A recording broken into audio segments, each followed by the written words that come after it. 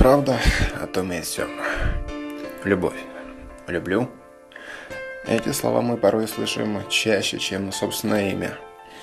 Я люблю это, я люблю то, ой, и это люблю, и их люблю, и его, и ее, и так далее.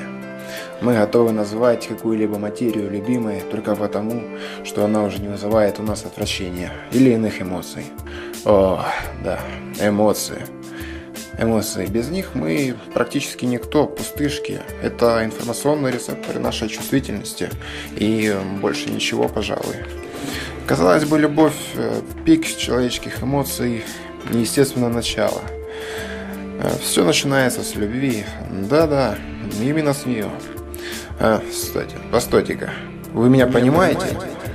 Эй, люди, вы меня понимаете? Я о любви говорю.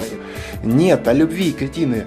Я молвлю вам не о том животном желании трахнуть что-нибудь тепленькое, которое стало скорее вашим бременем, чем истинным наслаждением. Любовь – это не животное желание, которое вы испытываете. Я ее так люблю, у нее сиськи классные. Молчать. Любовь – это душа. Люди, душа – это то, что нам Богом дано. Любовь – это не гормоны. Это, дорогие мои, душа. Вот она, чистая, светлая, неоскверненная. Она ведь ближе всего к Богу.